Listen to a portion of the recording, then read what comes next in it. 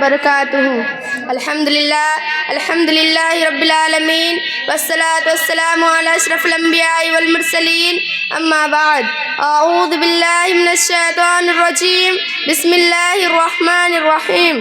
قال اللہ تعالی قل هل يستوي الذین یعلمون والذین لا یعلمون۔ وقال الشاعر پگھلنا علم کے خاطر مثال شمع زیبا ہے، پگھلنا علم کے خاطر مثال شمع زیبا ہے، بغیر علم کے ہم پہچان نہیں سکتے اللہ کیا ہے۔ جناب صدر، حکم صاحبان، مشفق و مربی اساتذہ اکرام اور میرے سامنے بیٹھی ہوئی میری عزیز بہنوں، آج میں آپ لوگوں کے سامنے جس موضوع کے تحت لب کشائی کرنا چاہتی ہوں وہ ہے تعلیم نسواں کی اہمیت اور ضرورت۔ میری عزیز بہنوں، انسانی زندگی میں تعلیم کی کیا اہمیت ہے، اس سے کسی کو انکار نہیں۔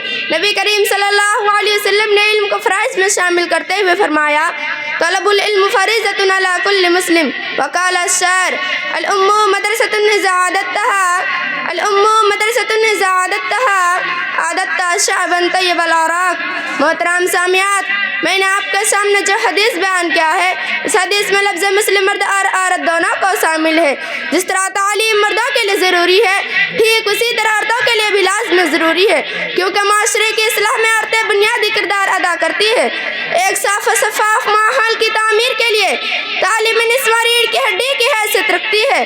جس طرح جسم ریڑھ کی ہڈی کے بغیر بے بس ہے، ٹھیک اسی طرح تعلیم نسواں کے بغیر ہمارا معاشرہ بے بس ہے، بلکہ بے جان اور بے روح ہے۔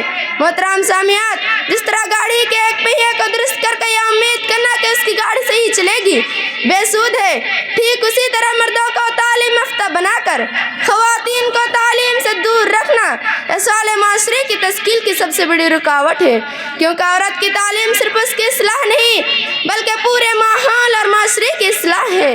اس پر کسی شاعر نے کیا ہی خوب نقشہ کھینچا ہے، Give me one educated mother, give me one educated mother, I will give one educated nation۔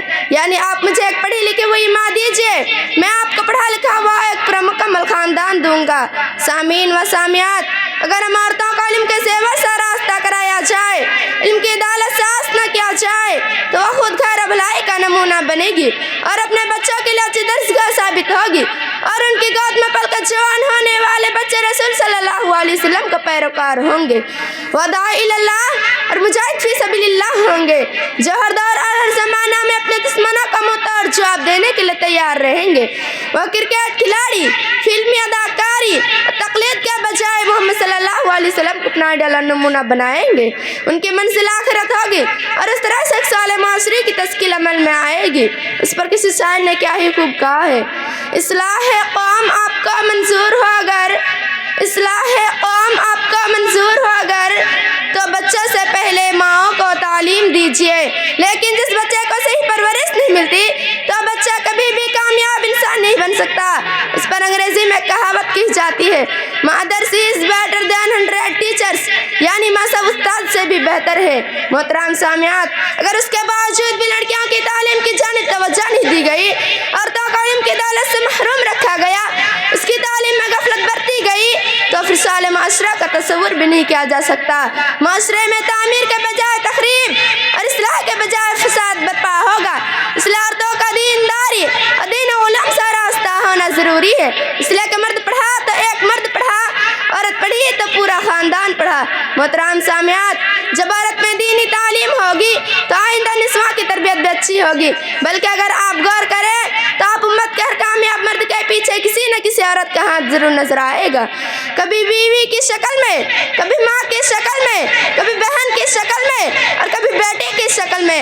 اگر دیکھا جائے تو ایک اعتبار سے عورتوں کا علم کے زیور سے راستہ ہونا مردوں کے مقابلے میں زیادہ ضروری ہے، کیونکہ اولاد کی تربیت کی ذمہ داری مردوں کے مقابلے میں عورتوں پر زیادہ ہے، اس لیے کہ ماں کی گودی بچے کا پہلا درسگاہ ہے، اور اگر پہلا مدرسہ ہی جاہل ہو، علم کے زیور سے مزین نہ ہو، تو اس صورت میں بچے کے مستقبل میں صحیح تربیت کی کوئی گارنٹی نہیں دی جا سکتی۔